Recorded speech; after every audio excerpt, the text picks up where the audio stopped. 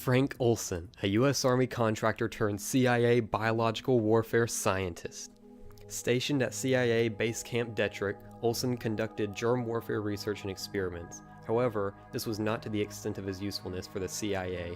He was sucked into Project Mkultra, a classified project exploring the use of LSD and other psychotropic drugs for espionage-related reasons. 9 days before his death, Olson was drugged with LSD by one of his colleagues involved in the project at the retreat. He soon began to experience severe paranoia and suffered from numerous mental breakdowns, causing him to quit the CIA's biowarfare program 1 week later. Due to excessive mental strain, Olson is said to have committed suicide by jumping out a hotel window. Many allegations say otherwise. Upon a second autopsy of the corpse, cuts and abrasions were found to be abundant on his body, as well as many indications of blunt trauma on the head and chest. This led to conspiracies that Olson's suicide was a hoax, and that he was, in fact, assassinated by the CIA in the case that he was a whistleblower about the project he was unknowingly brought into. Olson's story is one of many. Of the test subjects who survived Mkultra, many developed various mental disorders due to the psychological trauma inflicted upon them. Those who could not take the stress ultimately died. However, LSD is only one of the many methods of psychological control used in this project, and it has been revealed that it was one of the lesser evils too. Conceptualized during the Cold War, Project Mkultra was designed to combat Russian spies, who were thought to have infiltrated some of the highest ranks of the government's institution. While the project's main goal was to discover and implement mind control techniques in order to extract secrets and suppress memories, its various objectives shifted over time, from LSD to microwave radiation to both physical and verbal abuse. The methods used to uncover the secrets of the ultimate form of espionage were unending. As little to no progress was made with psychotropic drugs, the agency began to turn to even more unconventional methods of experimentation, abusing children.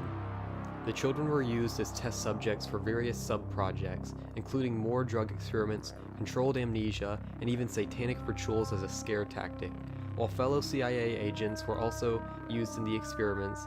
As in the case of Frank Olson, the main test subjects were ultimately shifted from adults to children.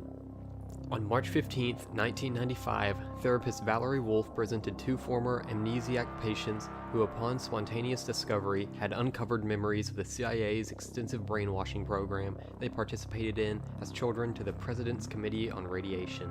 These patients were Christine DeNicola and Claudia Mullen. In their testimonies, they spoke of torture, drugs, electroshock, hypnosis, radiation exposure, and death threats. Both women identified a man named Dr. Green as the doctor who frequently experimented on them. This is an account by DeNicola. I was strapped down on a table on my back. Dr. Green had electrodes on my body, including my head. He used what looked like an overhead projector and repeatedly said he was burning different images into my brain while a red light flashed aimed at my forehead. In between each sequence, he used electroshock on my body and told me to go deeper and deeper and deeper. While repeating each image, he would go deeper into my brain and I would do whatever he told me to do. I felt drugged because he had given me a shot before he started the procedure. When it was over, he gave me another shot. The next thing I remember, I was back with my grandparents again in Tucson, Arizona. I was 4 years old. Further investigation into this brainwashing project revealed many children who had been taken and experimented on for nearly 40 years in order to become alleged super agents, or agents who could not even remember what missions they had carried out. Many more stories like DeNicola's by acclaimed survivors would eventually surface. However many testimonies there are, nothing can ever be proved to be completely true due to the lack of concrete evidence. Some documents, having been declassified, can now be viewed by the public eye. However, much of the official documentation was destroyed in an attempt to bury evidence of this horrible project by order of the Detective Chief Inspector at the time, Richard Helms. An exact number of surviving documents is unknown, but they are enough to provide some evidence for the accusations against the CIA. Project Mkultra is what has often been called the Cold War's darkest secret. By the end of its course, it included a total of 149 sub-projects and had been running for nearly 40 years, beginning in the 1940s and finally concluding in the mid-1970s. The Rockefeller Commission and Congress brought Mkultra to the public's attention in 1975, effectively terminating the project. But still, the legacy lives on. Mkultra sparked distrust and contempt for the government's secrecy amongst the American people, which has lasted into modern times and has only worsened.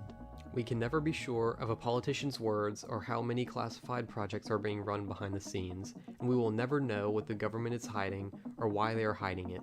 MKUltra, along with the other controversial subjects such as Area 51, began the campaign to uncover the government's secrecy and corruption. Some go as far to claim something akin to the project is still being run by the CIA today, but there is no proof of this allegation. One thing is for sure though, the government has plenty to hide. The real reason for the official secrecy in most instances is not to keep the opposition from knowing what is going on. The enemy usually does know.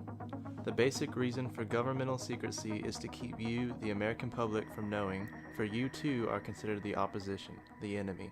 In fact, they can even lie to you about what they are doing or have done, and you will not know about it.